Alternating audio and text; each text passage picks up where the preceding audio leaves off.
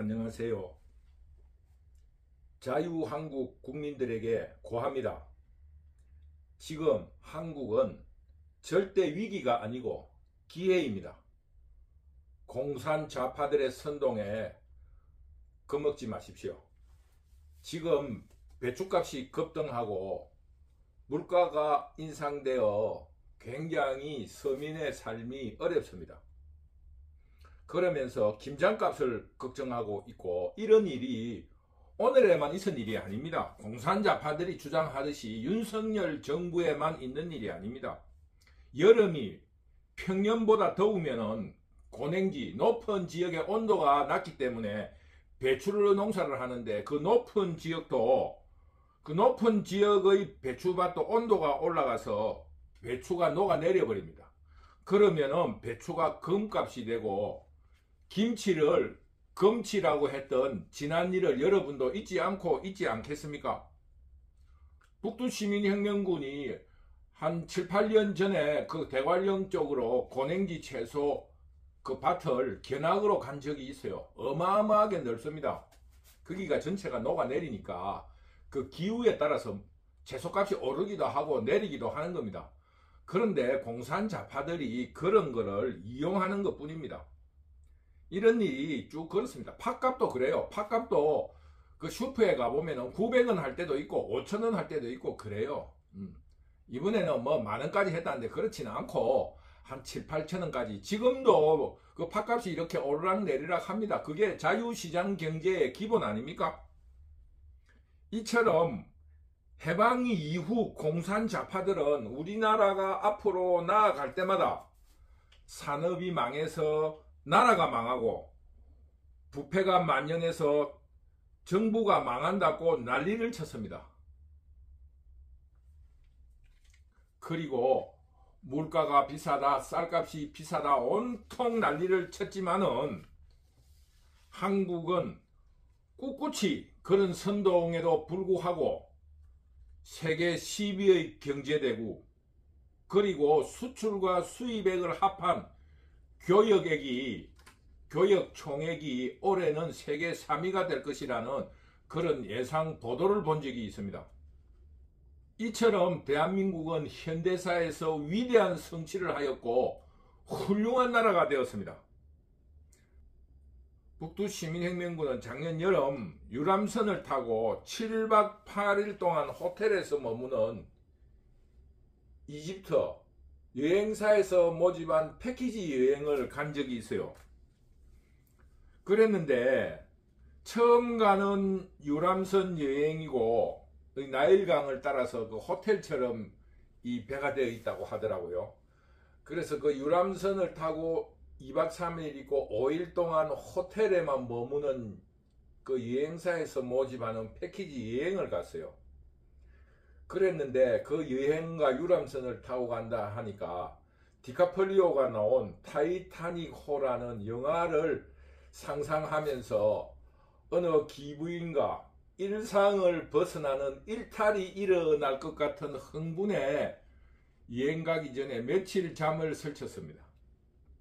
그런데 그 30여 명이 거의 일용 노동 일을 하는 분들이 부부로 왔더라고요. 대개 무슨 용접을 했다, 뭐 목공이다 이런 사람들이 30명이 왔어요. 굉장히 저는 실망했지만은 또 굉장히 놀랐습니다. 우리나라 지금 경제 수준이 그렇습니다. 어느 누구든 1년에 하다못해 필리핀, 베트남이라도 1년에 한 번은 여행을 갔다 올 정도의 훌륭한 나라가 됐다는 것을 다시 한번 실감했어요. 나의 여행의 어떤 상상, 꿈은 깨졌지만은 깜짝 놀랐습니다. 뭐 제가 이야기하는 거는 그분들이 너무 잘나서 그렇다 이런 뜻은 아니고 우리 사회가 이런 정도다. 그러면서 그 유럽이라든가 미국이라든가 이런 여행을 모든 사람들이 한 번씩 갔다 왔을 건데 한국 지하철만큼 깨끗하고 화장실이 깨끗하고 국민들이 줄을 서고 질서를 지키는 곳이 별로 없다는 걸 여러분들이 눈으로 똑똑히 목격했을 겁니다. 이 공산자파들이 나라를 발전시키기 위해서 고속도로를 닦을 때 그 부자들이 골프 치러 댕기는 도로를 닦아주느냐, 거기 콩밭을 그대로 놔둬야 된다고. 그 유명한 김대중과 김영삼은 나라가 망한다고 고속도로 불도저 앞에 들어눕고 그랬어요. 당시에는 불도저도 생산할 수도 없고 불도저도 외국에서 수입하고 한두 대 교대로 돌릴 정도로 아주 귀한 장비였습니다. 그런 비참한 나라에서 공산자파들이 고속도로를 닦는 거는 부자들만 해준다고 주장을 하고 공사를 못하고 막고, 그 쉽게 말하면 그 공산자파들이 한 행패를 말하려면은 그 밤새도록 해도 다 못합니다.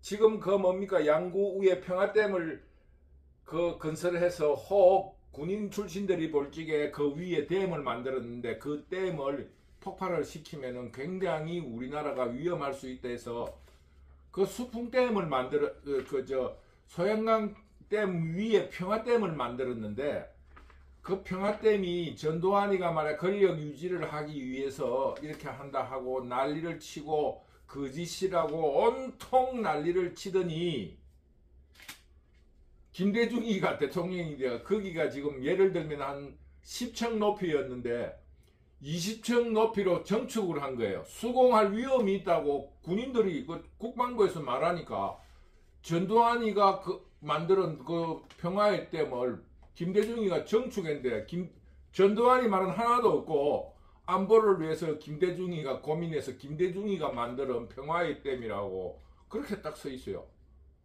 그 공산자파들의 선동에 아직도 놀아나는 것을 보면은 우리나라 국민들에 대해서 참 안타까운 게 많습니다. 그러니까 그들이 우리나라가 망한다 했지만은 절대 망하지 않았고, 그러나 자유우파는 그들의 어떠한 지나친 비난조차도 사회를 정화하고 경제 발전의 비판으로 받아들여서 그들의 요구를 전부 수용하면서 발전해 왔습니다. 이 놀라운 사실입니다. 거부하지 않았어요. 그래서 대한민국은 세계 10위 안에 드는, 정확하게 점수를 못 매기니까 6등인가 7등이라고 이야기하는 사람도 있어요. 뭐 한 10위 안에 들어있는 훌륭한 나라가 됐습니다. 오늘 북두시민혁명군이 강조하는 것은 공산자파들은 이제껏 권력욕에 치우쳐서 국민들을 속이고 선동하고 나라가 망한다고 외쳐온 것밖에 없습니다. 오로지 민주화란 이름으로 권력투쟁에 몰두했다 이겁니다. 아무것도 한 게 없어요. IT 산업 김대중이 했다고요? 전두환이가 강케이블을 깔았습니다. 뉴스를 찾아보세요. 국가 전산망을 갖추기 위해서 전두환 시절의 광케이블 전국 조직망을 지금 여러분들이 하고 있는 인터넷이 가능하게끔 발전시켰습니다. 삐삐 이런 게, 그런 게 없으면 어떻게 이런 일을 할 수 있겠습니까? 젊은 시절이었는데 군대를 제대한 이후 내 군대 동기가 무슨 출장을 왔다고, 그때 부산에 살 때인데 왔어요. 그래서 같이 저녁을 먹었는데 뭐 때문에 왔느냐 물으니까 그 친구는 전두환이가 나온 대구공고를 나온 게 아니고 경북공고 야간부를 나온 아주 그 빈농, 가난한 농가에서 그 파출소, 옛날에는 급사라는 제도가 있었어요. 파출소 급사를 하면서 어린 애들, 가난한 애들을 심부름이나 시키고 구두도 좀 닦아주고 뭐 이렇게 담배도 사다 주고 뭐 잔심부름 하는 그런 애를 뒀는데, 걔도 그런 일을 하면서 야간고등학교를 간신히 졸업했는데 군에서 만난 거예요. 그런데 군에 오기 전에 그 친구가 그런 데 있다 보니까 요즘 KT예요. 옛날에는 그걸 전신전화국이라 했습니다. 왜냐하면은 시외 전화 같은 걸 할 적에는 코드를 이렇게 탁탁 꼽습니다. 신청을 하면은 잠깐 기다리세요 해가지고 코드를 꼽으면 전화국에서 다시 전화가 와가지고 이렇게 시외 전화가 가능한 거예요. 그런 전신전화국에 다니는 어떤 전신통신의 전문가였는데, 군에서는 그 친구가 뭐 이래 직장 생활을 하고 온 사람이라서 필체가 좋고 이래서 행정병을 했어요. 그래서 우연히 만나게 됐는데 그 친구가 내보고 그러는 거예요. 앞으로 이런 유튜브 네가 지금 1인 방송국이 나온다 하는 거예요. 그래서 어떻게 되냐니까 자기가 온 이유는 삐삐 연결선을 요즘 말하면 그 위성소죠. 위성소를 만들기 위해서 왔는데 여기 산 꼭대기에 깡통 도라묵깡 같은 걸 하나를 이렇게 중간중간에 하면 거기 송수신이라는 거예요. 그때 삐삐 시대였어요. 그 삐삐가 나오는데 그래서 어떻게 됐냐 물으니까 그때 그 전신전화국은 공무원이었어요. 그래서 이제 새로운 IT 시대가 열리니까 그 기술을 전수를 받아야 될 거 아닙니까?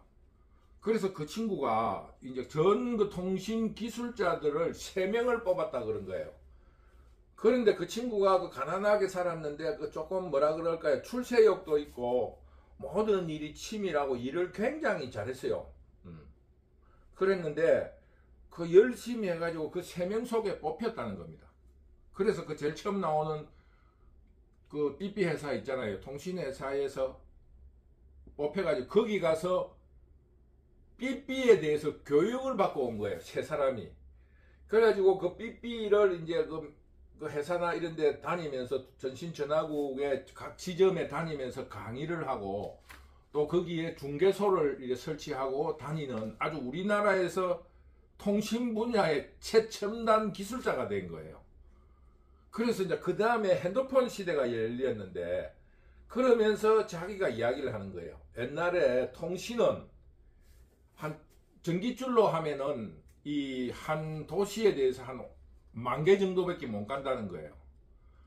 그런데 지금은 그 친구가 나는 뭐 이과에 대해서 잘 모르니까 간단하게 설명한 게 아직도 기억이 나요.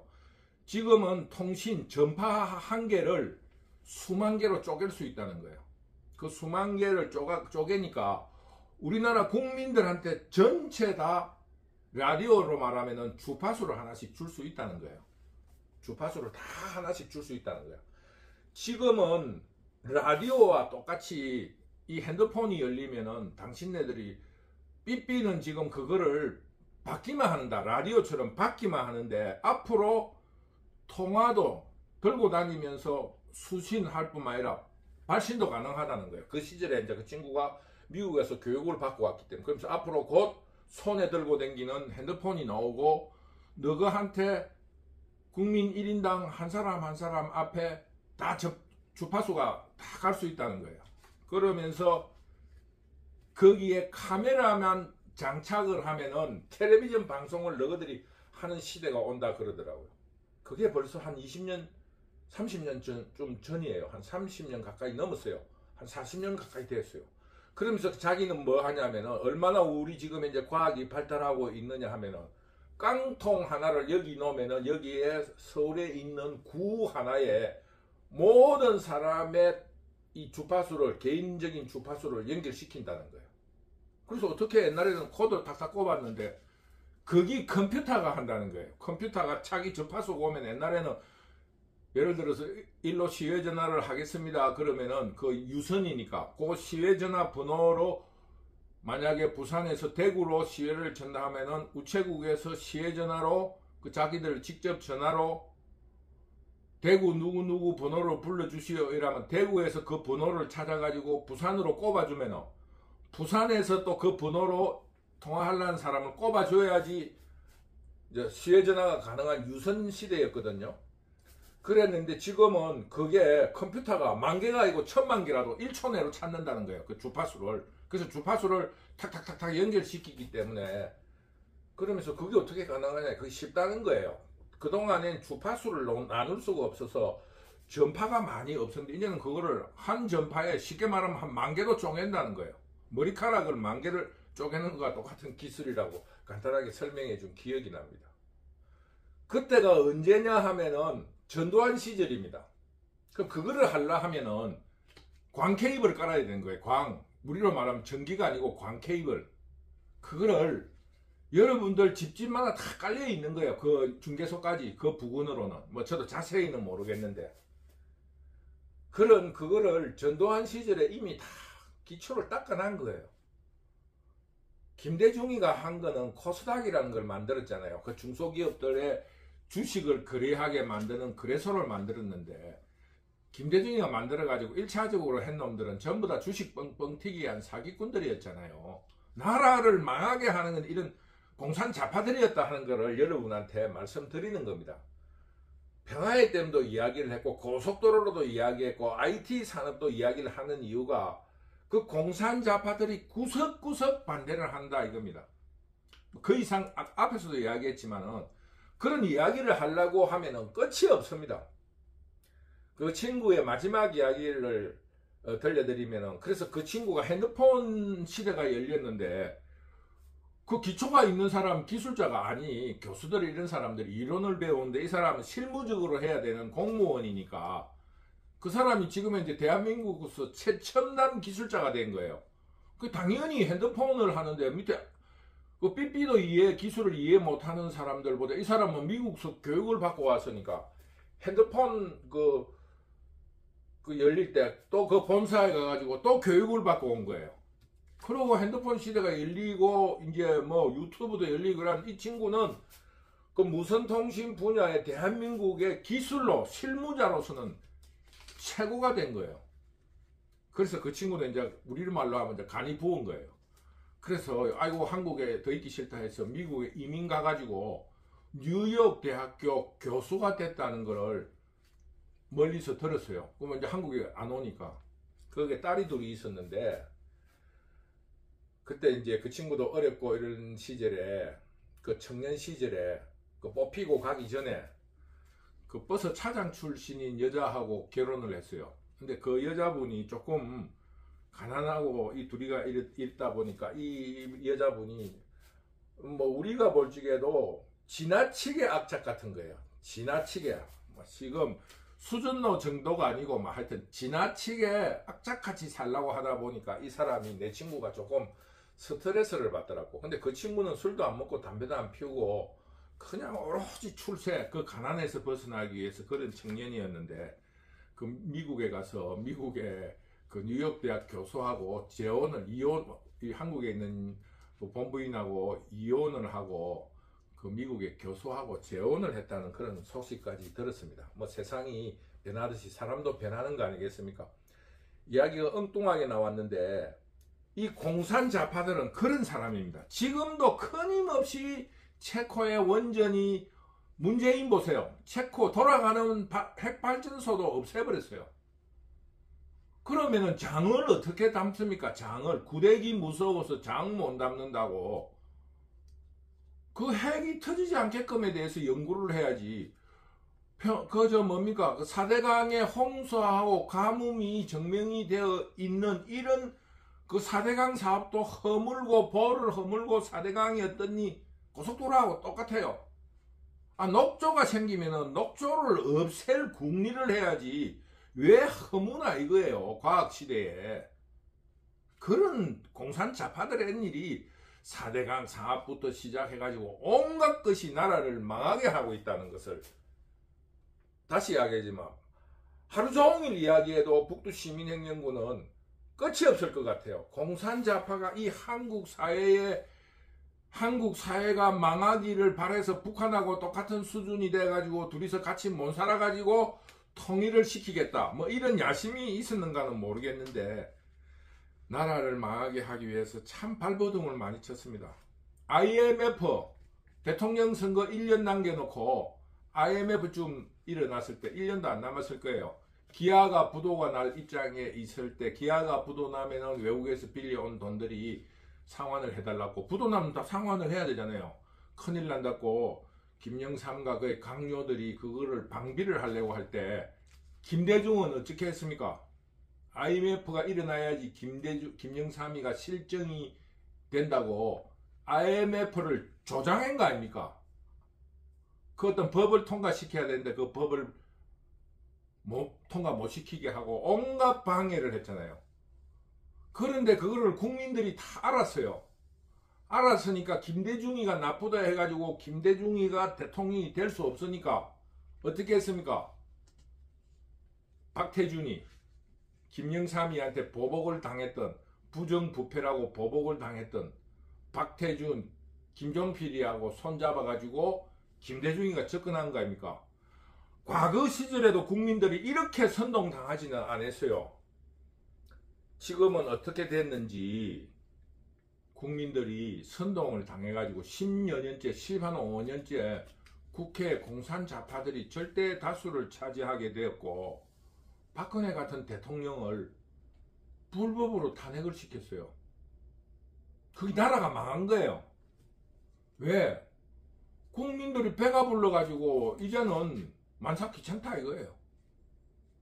이런 위기에 있는 것 같지만은 북두시민혁명군은 그렇게 생각하지 않습니다.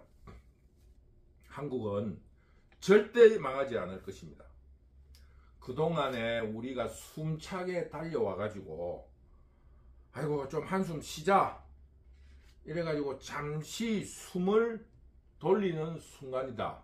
그래서 공산좌파의 말도 좀 들어보자. 우리가 지금 이 살기에만 너무 급급한 거에 대해서 반성하라고 하니까 저들이 평등하고 저녁 있는 삶을 만든다고 하니 우리가 그들의 이야기를 돌아보자고 잠시 휴식하는 순간 공산좌파들의 그 모택동의 팔자전법 뭡니까? 적공아태, 적이 공격하면은 후퇴하거나 숨고 적이 휴식하면은 기습하라. 적휴아공. 이 자유우파들이 이제 공산좌파에서는 적이잖아요. 적이 공격해가 오면은 아군은 도망을 가거나 숨고 적이 휴식을 취하거나 자거나 밥을 먹는다고 할 때는 아공, 공산좌파들은 공격하라는 모택동의 전술이 있어요. 여기에 따라 우리 자유우파들이 한숨을 돌리고 있는 순간 이 나라를 완전히 망하게 만들어 놓은 겁니다. 간단하잖아요. 원자력 발전소, 전기가 없으면 나라가 망하는 거예요. 쉽게 말하면 발전소 2개 정도가 있어야지 전기를 많이 쓰니까 컴퓨터 뭐를 만드는 데는 평택 같은 공장에는 발전소가 2개 정도가 있어야 된대요. 그 정도로 전기를 많이 쓴다고 그럽니다. 전기를 원자력 발전소가 없어지면은 전기가 우리나라에 공장에 다 공급이 안 되는 거예요. 뭐 여러분들이 산업이 그냥 일어나는 것 같지만은 그 물, 전기 이런 게 없으면은 산업이 일어날 수가 없습니다. 박정희 때 기간 산업이라 해서 발전소를 구석구석 세우고 농업이 어떻게 해서 우리가 지금 쌀값이 떨어졌습니까? 농업이 그냥 잘 됩니까? 쉽게 말하면 4대강을 만들어서 가뭄 형수를 막고 비료가 무진장 남아돌 정도로 비료 공장을 많이 세우고 토목으로 논에 물고가 지금 우리 집집의 수도처럼 그 논에 물을 대야 되는 논, 밭 말고 논에는 수도처럼 그 수로가 뚫혀 있습니다. 여러분 놀랍지 않습니까? 전 국토에 물을 대야 되는 논에는 아주 높은 천수단 말고는 모든 게 지금 농업 수자원 공사 직원한테 내가 직접 들은 거예요. 그 지금 우리나라 농토에 있는 논의 물이 수도처럼 제일 원 저수지에서 이렇게 쫙 물을 틀면은 물이 원하는 거에 자기들 쉽게 말하면 물막이만 이렇게 허물면은 모든 전 국토의 논이 그렇게 돼 있다는 겁니다. 대단한 나라지 않습니까? 그런 게 전부 다 자유우파들에 의해서 완성되었다. 공산좌파들은 민주화라는 이름으로 권력 탈취에만 목을 메고 싸움만 했지 아무 업적을 이룬 게 없습니다. 지금도 윤석열 정부가 체코에 갔는데 언론에다가 돈을 줘가지고 이거는 순전히 있을 수 있는 이야기를 합니다. 우리나라 드라마에도 광고가 나오지 않습니까? 드라마에 먹는 술에 상표를 붙여놨다든지 그 주인공이 입은 옷에 그게 광고예요. 그 자연스럽게 입고 온 게 아니고 광고를 만드는 거예요. 그 드라마 속에. 우리 신문에도 기사 속에 광고가 있습니다. 범죄자들은 그 기사 속에 그런 광고를 통해 가지고 주가 조작도 하고 그러는 겁니다. 그거 할 때 광고비를 지불하잖아요.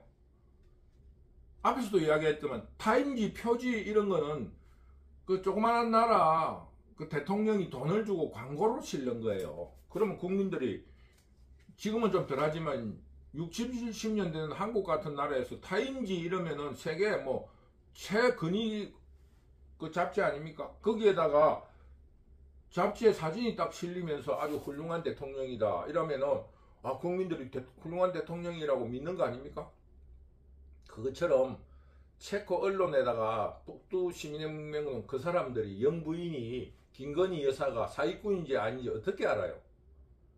미모는 훌륭하지만 속은 사기꾼이다 이런 언론 기사를 쓰게끔 충동을 하든지 뭔가 공산자파들이 돈을 준 걸로 북두 시민혁명군은 의심을 합니다. 아 그거는 가능하잖아요. 우리나라 돈으로 한 1,000만 원만 주면은 광고비만 주면은 그 기사에 실을 수 있죠.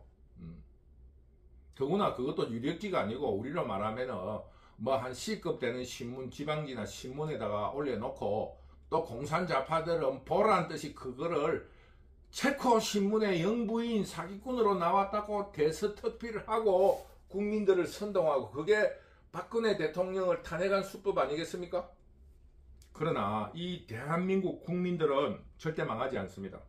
5천년의 유구한 역사가 증명을 하고 또 그들이 주장하는 나라가 망한다는 요소에 대해서 적당한 부분으로 수용을 해서 사회를 정화하고 도덕심을 높이는 기회로 삼아왔습니다. 그러니까 지금 범죄자 집단이 벌이고 있는 나라가 망한다, 윤석열이 무능하다, 물가가 올랐다 이런 모든 것은 그들의 상습적인 저주일 뿐이고 선동일 뿐입니다. 절대 속지 마세요. 일상사입니다. 우리 한국의 현대사에서 부정부패로 나라가 벌컥벌컥 뒤집어지고 지금 일어나고 있는 정치 브로커 명태균의 그 어떠한 폭로 그리고 선임 행정관 김대남의 그 어떤 녹취의 폭로 이런 게 오늘에만 있은 게 아닙니다. 쭉 일상처럼 있어 왔지만은 우리 국민들은 그것을 비판적으로 수행을 해서 엄정히 수사를 통해서 처벌과 함께 이 사회를 정하고 도덕심을 높이고 국민들의 정의감을 높이는 데 활용하면서 발전해왔다. 그것이 자유우파의 업적이다. 나라가 망한다고 온갖 선동하는데 속지 말라고 오늘 북두시민혁명군이 우리 국민들에게 고하는 겁니다. 보통 사람들은 어마어마하게 무시하는 그 조직폭력배라는 게 있어요. 그런데 그 조직폭력배가 술을 먹고 술집에서 난동을 부린다 하더라도 가장 말단인 순경 하나만 가도 그 사람들은 제압이 됩니다. 왜? 그게 정의니까. 그게 이 사회가 쪽수나 지금 국회 192석의 다수를 가졌다고 범죄단체, 범죄 집단들이 그 대표인 이재명이 처벌을 받지 않을 거라고 하지만은 그 어마어마한 전국구 조폭이라도 순경 하나가 가면은 다 처벌할 수 있습니다. 단지 그 순경이 얼마나 정의롭고 처벌할 의지가 있느냐에 달려 있을 뿐입니다. 어떻게 세상 일을 쪽수나 그 불의로 정의를 이긴다고 할 수 있습니까? 절대 겁먹을 일이 없습니다. 순경 하나가 전국구 조직폭력배 100명이 있어도 겁날 게 없어요. 지금 민주당 그리고 공산자파들은 범죄 집단이면서 그 범죄 집단의 대표인 이재명은 현재 공개된 전과만이라도 별이 4개입니다. 왜 공개됐다고 하냐면은 선거법상 100만원 이하의 벌금형은 공개가 되지 않아요. 그러니까 이재명의 지금 범죄가 공개된 거는 100만원 이상만 사범인데 배우들하고 늙은 배우와 불륜을 저지른 것, 형수에게 욕하는 수준 이런 거를 보면은 그 100만원 밑으로의 전과, 공개되지 않은 전과도 한 10범이 넘을 거라고 북두시민혁명군은 인생을 살아온 경험으로 추측을 합니다. 저 정도 수준이면 그 욕하는 수준을 들어보면은 이게 지금 보통 사람의 욕 수준이 아니잖아요. 그리고 지금 현재 범죄 혐의가 11개인데 재판을 받고 있는 게 또 4개나 있습니다. 그 4개 중에서 2개는 징역 2년과 징역 3년의 실형을 구형받았습니다. 아직 선고는 안 됐지만. 그러면서 경기도청 법인카드를 가정살이에 무한정 쓰고 마누라에게 경기도청의 돈으로 기사를 댄 자가용을 주고, 지금 경기도에서 밝혀진 것만 그건데 성남시청에서 일어난 일에 대해서도 한번 얼마만큼 그 인생이 썩은 인생인가 한번 밝혀봐야 되지 않겠느냐, 이런 생각을 하게 됩니다. 욕하는 수준이나 지금 현재 경기도청의 법인카드를 쓰는 수준을 보면은 이미 어떤 일을 벌이고 있었는가에 대해서 너무나 잘 알고 있습니다. 정말 이재명은 범죄 집단의 수괴답지 않습니까? 물론 조폭 영화에서 보면 나오지만은 별이 하나다 별이 두 개더라, 얼마만큼 무시무시한 범죄를 저질렀는가로 그 조폭 두목이 된다 하면은 이재명은 범죄 집단의 두목이 될 만한 자격이 있다고 생각합니다.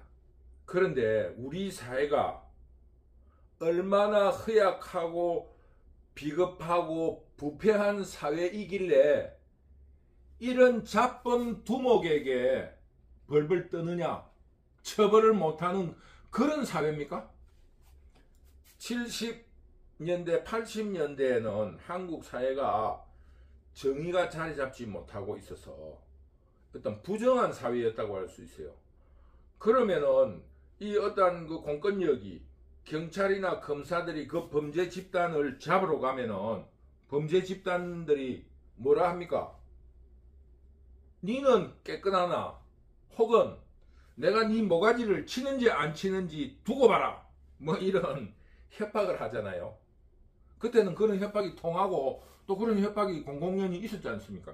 물론 지금도 이재명이가 지금 탄핵을 하는 것처럼 그 잡범들이 잡으러 가면은 꼭 그래요. 두고 봐라, 네 모가지 치는지 안 치는지. 지금 이재명 민주당이 하고 있는 행태가 그 뒷골목의 잡범들 수준하고 똑같은 거예요. 내를 처벌한다고 두고 봐라, 내 네 모가지를 칠 거야. 그게 탄핵 협박 아닙니까?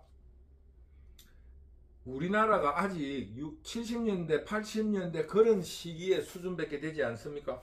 이런 범죄 집단들의 탄핵 협박, 니는 깨끗한가 보라면서 발악하는 폭로, 이런 일로 대한민국이 범죄자를 처벌하는 것을 포기한다든가 실패하게 된다면 성경에 나오듯이 소돔과 고모라처럼 이 한국이 망해도 할 말이 없습니다.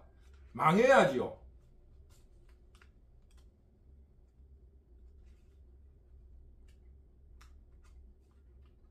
그러나 한국은 이런 수많은 어떠한 범죄자들의 저항에도 꿋꿋이 극복을 하며 발전해 왔습니다.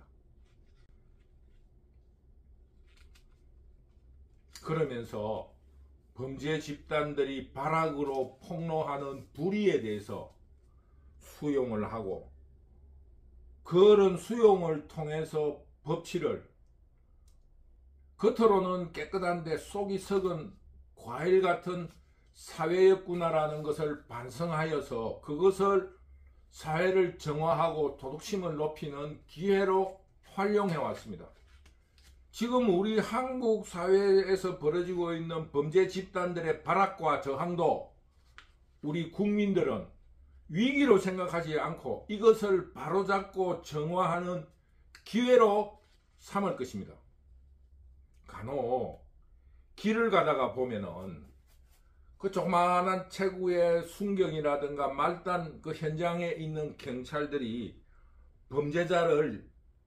수배 범죄자를 잡는 현장을 본다든가 아니면은 그 사회에 행패를 부리면서 사회를 혼돈시키는 사람과 투쟁을 한다든가 싸움을 해가지고 제압을 하거나 이 근거를 할 때 우리 국민들이 지나가는 행인들이 박수를 치지 않습니까? 그런 게 간혹 길에서도 목격이 되고 유튜브로도 한 번씩 목격하고 있지 않습니까? 시청하고 있지 않습니까? 이거는 그 순경이 자기 힘을 믿고 그 범죄자를 제압하는 것이 아니라 정의가 이긴다는 확고한 신념 때문에 그런 거 아니겠습니까? 범죄자는 안 잡히려 하는 마음에 겁이 있고, 순경은 내가 반드시 이긴다라는 공권력의 힘이라든가 정의가 이긴다는 신념이 있기 때문에 싸움에 이기는 겁니다. 싸움은 전투 자세 혹은 그 마음 자세에 따라 다른 거 아니겠습니까? 그걸 사기라 하기도 하고 그렇지 않아요? 며칠 전에 이재명 그 범죄 집단의 두목이 4개 재판 중에 하나인 위정 교사 재판 결심 공판을 마치고 나와서 이재명이 맨 마지막에 한 말을 그 밖에 나와서 자기들 지지자에게 이런 말을 했어요. 재판은 합리적으로 이루어질 것이지만 재판을 떠나서 국민과 역사가 판단할 것이다. 나는 그 소리를 듣고 옆에 있는 사람들이 다 놀랄 만큼 큰 소리로 웃었습니다. 그게 왜 그러냐 하면은 그 잡범들하고 똑같은 거예요. 잡범들이 하는 두고 봐라 하는 거하고 똑같은 이야기예요. 나중에 나오면 너 죽여버려. 두고 봐라. 뭐 이런 식으로. 나는 아무 죄가 없어. 이 말하고 똑같은 겁니다. 그거는 잡범들이 이제 수준이 그렇고 직선적으로 표현한 거고, 그 범죄 집단의 두목쯤 되면 좀 고상한 척 해야 될 거 아닙니까? 나는 정치 탄압을 받고 있고 국민과 역사는 나를 판단할 것이다. 이재명이가 한 말이 아니에요. 그 조금 고상한 척하는 정치 집단, 권력 집단의 범죄자들이 그 하급 잡범들이 하는 말이 나는 죄가 없어 두고 봐 억울해 이 말을 조금 바꿔서 한 말이 그거예요. 나는 정치 탄압을 받고 있고 역사와 국민들이 판단해 주리라 믿는다. 그 말을 하고 잡혀 들어간 놈이 한 놈도 무사하게 나온 사람이 한 사람도 없습니다. 그러나 이재명이 저 말을 듣고 그 선고 공판도 아니고 구속되는 것도 아닌데 재판하면서 나오는데 그 말을 듣고 야, 재판의 정의에 대해서 이재명은 너무나 잘 알고 있구나. 자기가 잡혀 들어갈 것을 각오했다. 나는 그렇게 생각합니다. 자기는 아주 고상한 말이라고 하지만 그게 그 조금 배웠다 하는 놈이 내 두고 봐. 나는 무죄야. 나오면 너희들을 그냥 두지 않겠어. 나는 살인한 적이 없어. 살인자가 하는 말을 조금 고상하게 표현했다 뿐이에요. 그거 보고 야, 이재명이 자기도 이제는 운명이 다 됐구나 이런 생각을 하면서 이재명의 삶의 흔적 중에 이런 경력이 있어요. 이재명이 막변이잖아요. 정관 변호사가 아니고 그냥 예전에 1990년대 들어서 그 변호사들을 뭐 한 300명 이상 약 1000명까지 뽑게 되니까 한 200명 정도는 판검사가 되고 지금도 한 100명 한 200명 정도밖에 안 돼요. 그러면은 나머지는 이제 성적이 떨어지는 사람은 그냥 변호사로 막 나와서 해야 되는 거예요. 자기들이 판검사 할 수 있었는데 변호사 했다. 그거는 사람들 어느 누구나 무슨 일을 하면 나는 삼성에 취직했는데 합격했는데 집에 장사를 하는데 그 가업을 이어받기 위해서 했다. 다 그렇게 이야기합니다. 이재명도 그런 임용이 안 돼가지고 막 변호사를 하는데 막 변호사 하면 고객이 없잖아요. 그러면 이제 고객을 갖추는데 두 가지의 방법이 있어요. 하나는 기업이 엄청 시달리잖아요. 뭐 소비자들도 고발하고 뭐 쉽게 말하면은 그 도안이라든가 기술을 쉽게 말하면 모방했다 이런 문제로 시달리니까 기업을 이제 전문 고객으로 하든가 아니면은 일반으로 내려오면 할 수 있는 일이 개인이라는 게 뭐 평생에 한 번 아니면 2번 정도 재판이 있지 재판 없잖아요. 그럼 재판이 많은 사람은 누구냐? 그 조직폭력배 아닙니까? 조직폭력배는 불법을 저질러 가지고 뭐 하여튼 빠져나올 수는 없는데 형을 낮춰주는 거지. 그리고 조금 편의를 봐주는 게 이제 변호사 역할 아닙니까? 그러니까 이재명이 막변 시절에 성남시에서 뭘 했느냐? 국제 PJ파 행동대장을 한 거 아닙니까? 그러니까 행동대들의 사건 처리반에 행동대장을 한 거예요. 행동대장이 아니고 행동대원을 한 겁니다.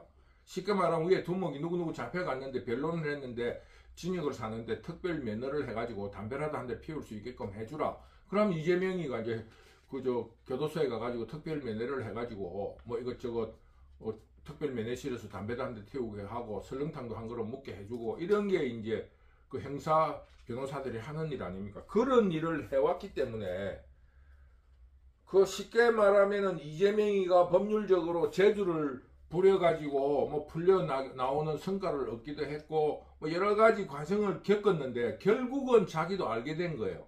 사필귀정. 결국 그 정의가 이긴다는 걸 이재명도 아는 거예요. 그러니까 그 결심 공판에서 딱 나와서 한 말이 뭡니까? 재판관이 불편하면 안 되니까 뭐 막가는 자범이야. 그 재판관 저놈 새끼도 순 돈이나 묻고 말이야. 유죄무죄다 이렇게 외치지만은 뭐 그런 게 해가지고 괜히 개심죄에 걸릴 필요가 없으니까 재판은 합리적이지만 재판관한테 다 아부를 하고 이제 그러나 좀 잘 봐주시오 해놓고 그러나 정의로서는 안 될 것 같으니까 재판을 떠나서 재판에 잡히 들어가더라도 국민과 역사가 판단한다. 그 소리를 듣고 내가 그 주변에 있는 식당에서 우연히 그 텔레비전을 보다가 점심시간 조금 저녁시간인가 그랬는데 나도 모르게 웃음이 터지 나온 거야. 아니 어떻게 이재명이가 저런 잡범 저런 수준이 그 국민의 대표라고 지금 저런 소리를 하는가. 참 우리 사회가 지금 이렇게 참 험악한 사회가 됐구나. 저런 놈을 받드는 사람은 그 소리를 듣고 박수를 치겠지만 나는 그 범죄자들이 하는 뻔한 소리 아닙니까? 재판관한테 나는 잘 봐주시오. 뭐 당신이 재판은 뭐 잘 합니다. 그러나 잡혀갈 것 끝에 그래 국민 여러분 재판이 아무리 합리적이라 하더라도 조금 정치 단합적인 게 있으니까 여러분들이 그건 뭡니까? 여러분들이 판단해야 된다. 이게 그 범죄자들이 니 나중에 두고 봐라 하는 말하고 똑같은 거예요. 얼마나 우습습니까? 저게 지도자라고. 아유 참 그 말이 말에서 그 사람의 수준이 나오는 거예요. 그게 말이라고 합니까? 조금 유시민이 같으면 이런 말을 안 해. 유시민이는 아주 말재주가 있는 사람이에요. 김대중만 같아도 이런 말을 안 해요. 수준이 있는 사람이면은 참 저게 정치 지도자라고 국민들에게 훈수 떤다 생각하니까 나는 그 사람 수가 눈에 보이더라고. 그 말 속에 아이고 또 뻔한 그런 말 안 한 사람이 한 사람도 없어요. 교도소 앞에서. 좀 고상한 말을 좀 생각해보지. 수준이 그거밖에 안 되나. 나는 이렇게 생각하게 됐습니다. 그게 뭐냐면 얼굴에 겁을 잔뜩 묻고 그래도 뭔가 용기 있는 척 지도자한테 당당한 척 해야 되니 수준은 안 되니까 기껏 한다는 게 재판은 합리적일 것이나 그러나 재판을 떠나서 국민과 역사? 너무 우습잖아요. 네, 깜짝 놀랐습니다. 그거 잡범들이 외치는 그냥 주문이에요. 자, 주문 쉽게 말하면 뭐라고 합니까? 열려라 창깨처럼 내가 자신을 가지자. 지지자들한테 당당한처럼 해야지. 잡혀갈 때 잡혀가더라도 이 지지자들에게 실망해서는 안 되겠지. 이게 또 지가 또 만들어낸 마음속인 변명. 그 뻔한 거 아닙니까? 너무 뻔해서 내가 웃었다 이겁니다. 그러면서 지금 이재명과 그의 추종자들이 벌이는 두고 보자. 내 니 모가지 날리는가 안 날리는가 하면서 탄핵을 협박하는 그런 수준 참 가소롭습니다. 우리 대한민국 국민을 어떻게 보는지 몰라도 전라도민들은 거기서 여러분들의 말에 속을지 모르지만은 국민들은 그런 협박에 절대 넘어가지 않습니다. 그러면서 그런 범죄 집단의 저항으로서 몇몇을 유혹을 해서 교사를 해서 폭로를 하고 녹음기를 틀고 온갖 발악을 하고 있습니다. 정치 브로커 명태균이가 주장하는 것에 대해서 우리 국민들은 모른 척해서 안 됩니다. 엄정하게 수사를 해야 됩니다. 그리고 선임 행정관 김대남의 녹취에 나온 내용을 한 가지도 의혹이 없게끔 명백하게 수사를 해야 됩니다. 그리고 그 수사 과정을 냉정하게 받아들여야 됩니다. 그래서 이것이 위기가 아니라 이 한국 사회를 질적으로 한 단계 올리는 그런 기회, 형식적인 법치주의에서 벗어나서 질적인 법치주의, 내용이 충실한 법치주의로 나아가는 기회로 삼아야 됩니다. 나는 윤석열이 그런 일을 해낼 수 있는 사람이라고 확신하고 있으면서 그런 나의 확신 때문에 윤석열이를 지지했다는 것을 여기에서 밝혀놓습니다. 반드시 우리 국민들은 이 범죄 집단들을 처벌을 하고 한 단계 높은 수준의 대한민국을 만들어낼 것이라 기대하고 우리 모든 국민들도 노력해야 한다고 북두시민혁명군은 호소합니다.